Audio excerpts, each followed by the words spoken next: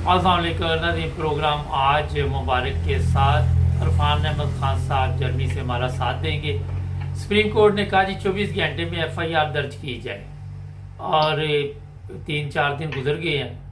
हर बंदा supreme court तक तो नहीं पहुंच सकता। आज खान साहब से पूछेंगे कि एक एफआईआर अगर कोई फौजी गलत काम करे तो उस पर क्यों नहीं काटी जा सकती, क्या आइन या कानून इसकी इजाज़त नहीं देता। अस्सलाम वालेकुम खान साहब। जी वालेकुम सलाम। हाँ सर, ये बताइए कि अगर कोई जनरल, कर्नल, ब्रिगेडियर कत्ल कर दे तो उसकी एफआईआर दर्ज नहीं हो सकती? देखें, कत्ल करना या मारना ये करना जो है, इससे उनका एक अपना निजाम है फौज का। अच्छा। अगर वहां पर बावर्दी शख्स अगर ऐसी कोई हरकत करता है या कोई भी जुर्म करता है, छोटे से छोटा जुर्म भी करे, तो उसका मुकदमा जो है वो उनके सिस्टम के तहत जो फौज का निजाम है, इंसाफ का निजाम, उसके तहत उस पर कार्रवाई की जाती है। आपको याद होगा कि एक मेजर था आईएसआई का, और उसने जो लाहौर से खानेवाल वाली इलेक्ट्रिक ट्रेन थी, वो जब पाकिस्तान में बिजली का बहरान पैदा हुआ तो उस इलेक्ट्रिक ट्रेन को खत्म कर दिया गया था। बाद में फिर उसकी जो तारें वगैरह थी इलेक्ट्रिक की, वो भी रोल कर दी गई थी। तो जिस ट्रेन के डब्बे में वो थी, रोल करके वो पहुंचाई गई थी, वो हाजिर सर्विस मेजर जो है वो अपने तल्लुकात की बुनियाद पर उसको कहीं से कहीं ले गया था। वो बात जब वो लीक आउट हुई, जब पता लगा, तो उस वक्त उसके खिलाफ कोई एफआईआर नहीं दर्ज हुई। उसके खिलाफ फौज ने ज़ाब्ती कार्रवाई की, उसको फौरी तौर पर मुअत्तल किया, उसको फिर जेल जो कुछ भी हुई उनके कानून के तहत हुई। अब हमारे इस कानून में कोई ना कोई गुंजाइश होगी जिसकी वजह से किसी फौजी का नाम दे दो तो उसके लिए सिविल को एफआईआर दर्ज करवाना चाहो तो नहीं हो सकती होगी। इसलिए को अब फिर देखें, जो वाकया हुआ है वो भी सबके आंखों के सामने हुआ है। आपने भी देखा है, हमने भी देखा है, 50 दफा टीवी पर चल चुका है। वहां कोई फौजी जो है ना मौजूद है, ना कोई एक क्यासराई के ऊपर कि मेरी क्यासराई है कि इसके अंदर वज़ीर-ए-आज़म साहब भी इन्वॉल्व होंगे, इसमें वज़ीर दाखिला भी इन्वॉल्व होगा, इसमें एक फौजी भी इन्वॉल्व होगा, उसका नाम ले दिया जाए। तो इस तरह तो अपने मुल्क की बटाई उड़ाने वाली बात है। और अगर यकीनन एफआईआर दर्ज करवाने वालों को अगलों ने समझाया होगा कि आप इस फौजी का नाम निकाल दें, तो फिर हम एफआईआर दर्ज कर लेते हैं। ये मैं क्या साइज कर रहा हूँ, ऐसी कोई बात सामने तो आई तो नहीं, क्योंकि जो 3 नॉमिनेट किए गए हैं नाम, वो तीनों बड़े नाम है और वो अपनी अपनी पोस्टों पर काम कर रहे थे उस वक्त। वज़ीर-ए-आज़म साहब तो चाइना में थे उस वक्त, तो अब उनका नाम भी डाल देना कि नहीं जिद की जाए इसके ऊपर, ये एक गैर अखलाकी बात है। और अब जो सुप्रीम कोर्ट को इन्वॉल्व होना पड़ा है, ये भी एक अफसोस की बात है। पंजाब हाई कोर्ट का ये केस था, पंजाब हाई कोर्ट को ही इस पर खुद नोटिस ले लेना चाहिए था। लेकिन बाहर पंजाब के अंदर न जाने हमारी अदलिया जो है क्यों देश से आंख खुलती है। और यही आज जो है सुप्रीम कोर्ट में जो फुल रेफरेंस हुआ है, असर बनल्ला साहब सुप्रीम कोर्ट में चले गए हैं इस्लामाबाद हाई कोर्ट से, तो उसमें उन्होंने भी यही कहा है कि रियासत ने अपनी जिम्मेदारियां निभाने में नाकाम रही है। और ये बात बिल्कुल सही है, उन नाकामियों में इस किस्म की नाकामियां भी शामिल है। इतना बड़ा वाकया हो गया, पूरी दुनिया के अंदर पाकिस्तान का नाम जो है वो इस तरह सामने आया कि ये हमला हो गया एक सियासी लीडर के ऊपर, और आप एफआईआर दर्ज करने को तैयार नहीं है। तो फिर यही वो है कि भाई चीफ जस्टिस ऑफ पाकिस्तान ने भी कहा है कि सच की तलाश बड़ी मुश्किल हो गई है। अब जहां सोसाइटी का हाल ये हो गया हो कि चीफ जस्टिस भी पुकार रहा हो कि सच की तलाश बड़ी मुश्किल हो गई है, सच जो है वो झूठ की कई तारों के नीचे छुपा होता है। ये हमारी जो मजमूई सूरत हाल है मुल्क की, ये दोनों चीफ जस्टिस का बयान जो है उस तनाजुर में देखें तो हम इखलाकी तौर पर तो बिल्कुल खत्म हुई कौम है। और इसलिए इन किस्म के वाकयात जो है वो अब बात यह है कि आप जानते हैं कि मेजर जनरल जिसका वो नाम ले रहे हैं फैसल नसीर साहब, वो कौन है? अब इमरान साहब ने उनके साथ एक जाती जो दुश्मनी बना दी है, और वो फौज का एक सीनियर अफसर है जिसने सारी सर्विस जो है 1990 में कहा जाता है कि उन्होंने कमीशन लिया था, वो हमेशा इंटेलिजेंस से वाबस्ता रहे। आमतौर पर हमारे इंटेलिजेंस इदारों में लोग वक्ती तौर पे आते हैं, कुछ 4 साल के लिए, 5 साल के लिए, जब बटालियन की कोर की ट्रांसफर इधर से उधर होती है। लेकिन इनकी सारी सर्विस जो है वो इंटेलिजेंस की है। ये मिलिट्री इंटेलिजेंस MI में भी रहे हुए और ISI में भी। ISI में तो अब आए हैं। और असल में इमरान खान साहब जो है वो इनके खिलाफ इसलिए हुए हैं कि ये जब कराची में थे ISI के अंदर फैसल कमांडर, मेजर तो नहीं थे, उसके कमांडर थे उस वक्त। एक शायद हमीद नाम का मिलिट्री का अफसर जो है वो मिलिट्री इंटेलिजेंस में था। वहां कहीं इन दोनों का टकराव हुआ है, जो बताया जाता है, जो साफ्ती खबरें जो हमारे दरमियान चलती हैं, जो हमें पता लगता है, मैं वो बयान कर रहा हूँ। इसमें कितनी हकीकत है एक बाहर के मुल्क में बैठ के मैं ऐसी बात कर दूं, ये अल्लाह बेहतर जानता है। लेकिन जो मेरे दोस्त साहब जो गुफ्तगू वगैरह हुई है उनसे ये पता लगता है कि भाई वो शायद हमीद साहब और इनकी जो आपस की टकराव हुआ था, ये एक ही बैच के लोग हैं। और वो शायद परवेज साहब, वो जो इमरान खान साहब के मंजूर नजर हैं, लेफ्टिनेंट जनरल फैज हमीद साहब, उनके वो दोस्त हैं, उनसे वो बहुत ज्यादा करीब है। वो उस वक्त फैज हमीद साहब के मतहत काम कर रहे थे और उस वक्त उस बात का जो है वो दिल में रख के आगे ये बात चलती चली आ रही है। और हुआ ये कि जब तरक्की का वक्त आया तो इनको मेजर जनरल बना दिया गया, फैज नसीर साहब को, और वो फैज दूसरे जो थे परवेज साहब वो रह गए। उनकी तरक्की बाद में हुई। और अब क्योंकि लेफ्टिनेंट जनरल जो ISI के सरबराह थे पहले, फैज हमीद साहब, इनके पाकिस्तान के जिसमें सबसे सीनियर जनरल है आसिम मुनीर साहब, उनके साथ काफी अच्छी वर्किंग रिलेशनशिप मानी बताई जाती है। और इसीलिए इमरान खान साहब ये सारा प्रेशर डेवलप कर रहे हैं कि भाई जिसका नंबर बनता है उसको जो है वो अगली पोस्ट जो है वो 29 नवंबर को जो तब्दीली होनी कमांड की, वो उसको कमांड दी जाए जो सबसे सीनियर है। इस तरह वो एक रास्ता पैदा करना चाहते हैं कि भाई फैज हमीद से जिस तरह उनको एक अंडरस्टैंडिंग है, ये जो भी उनकी मामला है, जो मैं इस बात को तस्लीम नहीं करता, इसलिए अंडरस्टैंडिंग फौज में कोई नहीं होती। फौज एक इदारा है, मुनज़्ज़म इदारा है और वो हमेशा फौज के साथ चलते हैं और कमांड जो भी हो उसके फैसले को तस्लीम करते हैं। सियासी लोगों के साथ ये वक्ती तल्लुकात जो होते हैं ये किसी काम नहीं आया करते। ना नवाज शरीफ के आए, ना उन्होंने भी बड़े चुन चुन के बंदे लगाते रहे, लेकिन कोई उसको फायदा नहीं हुआ। बहरहाल ये एक वजह है जो बताई जाती है कि ये सारा जो प्रेशर डेवलप कर रहे हैं इमरान साहब, ये इस नतीजे को हासिल करने के लिए कर रहे हैं। अब उसमें वो कामयाब होते हैं या नहीं होते ये अल्लाह बेहतर जानता है। अब बहरहाल वो उनका काफिला जो है वो कल फिर चल पड़ना है इस्लामाबाद की तरफ। वो खुद तो नहीं होंगे क्योंकि खुद अब बीमार है, तो वो कहते हैं मैं रावलपिंडी जाके ज्वाइन करूंगा। आया वहां ये अपना प्रेशर डेवलप कर सकेंगे और उनका धरना जो है इसी तरह लॉन्ग मार्च कामयाब होगा उनके बगैर, अभी आने वाला वक्त ही बताएगा। हाँ सर, ये बताइए, ISPR की तरफ से ये भी कहा गया कि ये हमारी इज्जत में फर्क पड़ा है और इमरान खान के खिलाफ कोई मुकदमा दर्ज किया जाए। एक सवाल है कि हमारे मुल्क में से जजों की इज्जत है, फौज की इज्जत है, उलमा की इज्जत है, जगीरदारों की इज्जत है, बाकी अवाम की कोई इज्जत नहीं वहां पे, आम बंदे की नहीं। सबकी इज्जत सबकी है, कानून तो सबकी इज्जत है। बाकी बादशाह आपको पता है हमारा डेवलपमेंट ही मार्चे की इस तरह हुई भी है, जो जितना पावरफुल है उसकी इज्जत ज्यादा है। जिम्मेदार और मुजारे के अंदर जो फर्क है वो हर शोबा जिंदगी में आपको नजर आता है। क्लर्क और अफसर के दरमियान भी आपको बहुत बड़ा फर्क नजर आता है। यहाँ आप कभी कोई क्लर्क को देखा किसी अफसर के आने में सीट से खड़ा हुआ हो? हमारे यहाँ तो सेक्शन अफसर ही कमरे में दाखिल हो, सारा क्लरिकल स्टाफ जो वो खड़ा होता है। अब ये बादशाह की तफरीक जो है ये हमारे सोसाइटी में मौजूद है और हर शोबा जिंदगी में मौजूद है, तो इससे इज्जत का सवाल नहीं है, लेकिन ये एक तफरीक है जो चल रही है साथ साथ माशरे के।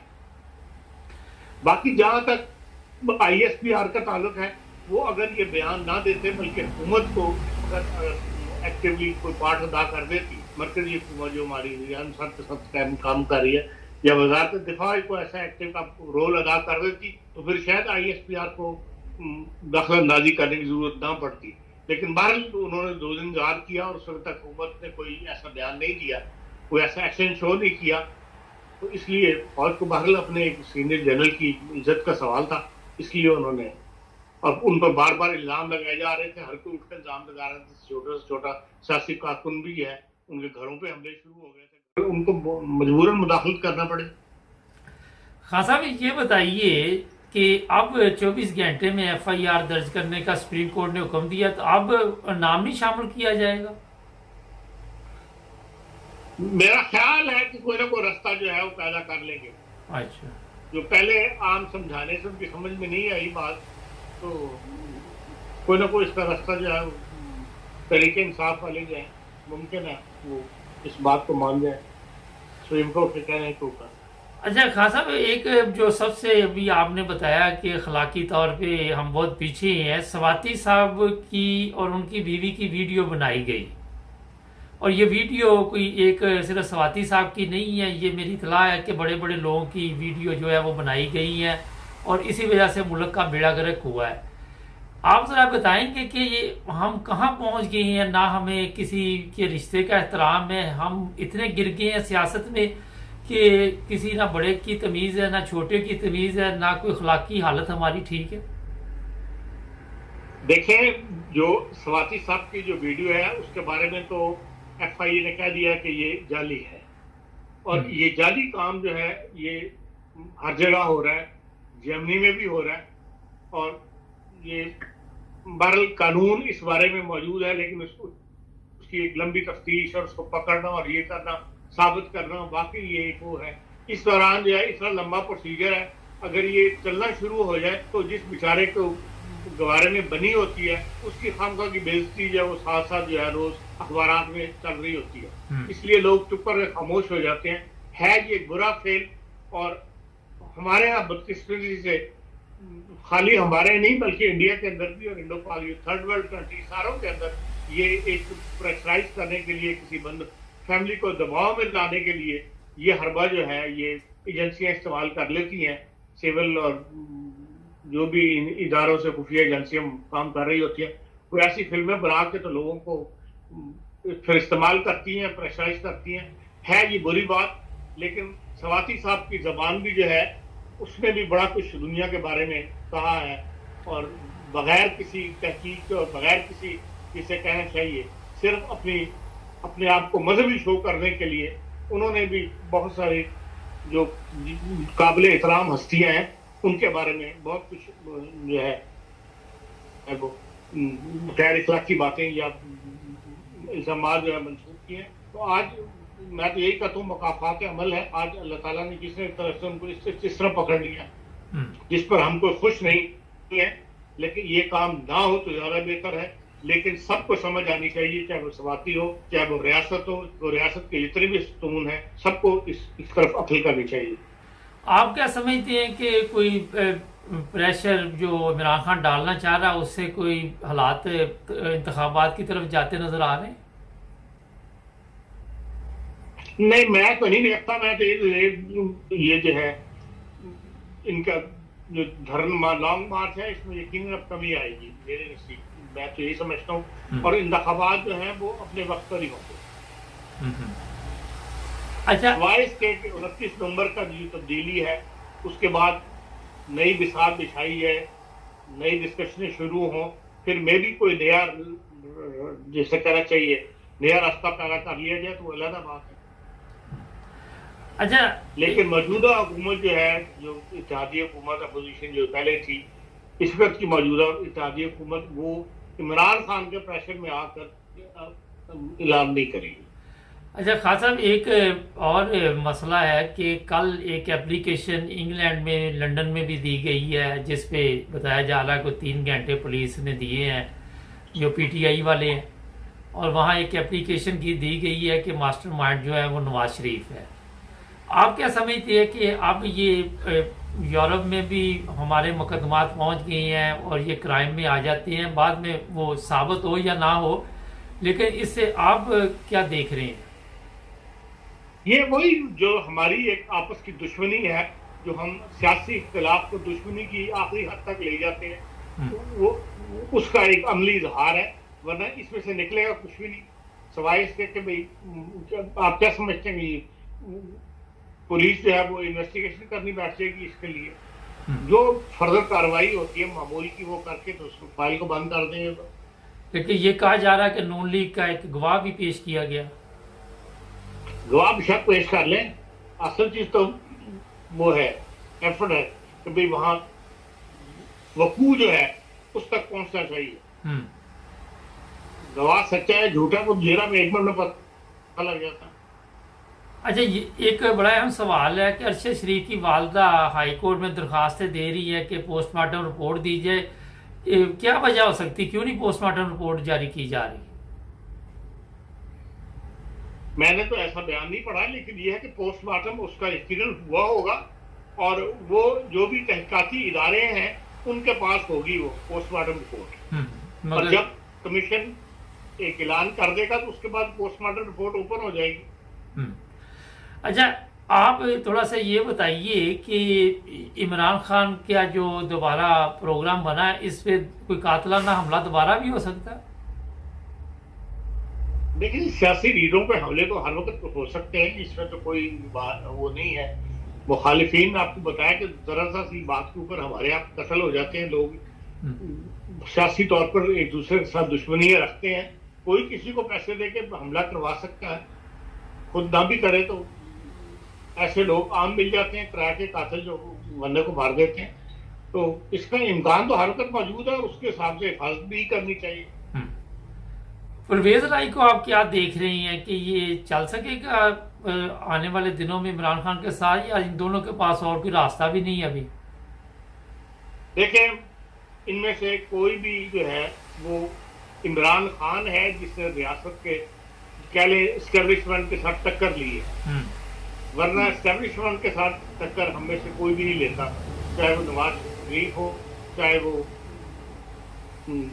अपने जरदारी साहब हो, चाहे वो परवेज राय। परवेज राय तो किसी गिनती के शुमार में नहीं है ना, वो तो गुजरात की सीट के अलावा उसके पास है क्या। उनके साथ जो 4 बंदे हैं वो सारे अपनी सीटें जीतने वाले हैं, उनको किसी की सपोर्ट की जरूरत नहीं।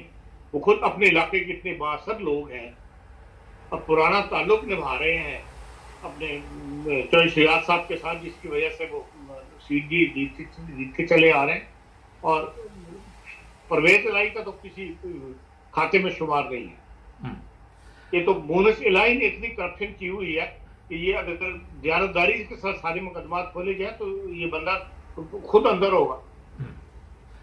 अच्छा, एक बड़ी अहम बात है कि नून लीग के लोग 5 गिरफ्तारियां अभी तक हुई हैं और ये कड़ियां जो हैं हमले की नून लीग के साथ मिल रही हैं, और सरेआम भी उनकी तकरीरें की गई, दहशत गर्दी के मुकदमात भी दर्ज हो रहे हैं। तो आप क्या समझते हैं कि ये ना हो कि एंड में जाके फिर कड़ी वहां पे मिल जाए जैसे नून लीग की मिलती जा रही है? नहीं, मैं नहीं समझता कि इसमें आप इल्जाम किसी पे लगा दें। जब इन्वेस्टिगेशन होती है, वकू को साबित करना पड़ता होता है आखिर कि हाँ जी, उसमें 100 चीजें बीच में शामिल हो जाती हैं, वकला की बहसें आ जाती हैं, कानूनी नुक्ते आ जाते हैं। मैं नहीं समझता कि इसमें किसी को कामयाबी हासिल होगी। खान साहब, ये बताइए कि इंक्वायरी होती है, हमारे अदारों पे तो कोई इत्मीनाद ही नहीं करता कि ये कोई इंक्वायरी ठीक कर सकते हैं, ना अदलिया पे इत्मीनाद करता है। ये भी तो एक बहुत बड़ा मसला है ना हमारे। सवाल ये है कि जो चीज अदालत में पेश होनी है उन्हीं इदारों ने ही रिपोर्ट पेश करनी है ना। उसमें जो ऊंच नीच होती है 19-20 वो अदालतें निकाल के सामने रख देती हैं, रोज झाड़े पड़ती हैं लोगों को। जो गलती होती है वो फिर अदालत दुरुस्त करवाती है। चले, बहुत शुक्रिया। इदारे तो अपने इन्होंने इन्वेस्टिगेशन करनी है, बाहर से तो नहीं आना किसी ने इन्वेस्टिगेशन। बहुत शुक्रिया खान साहब।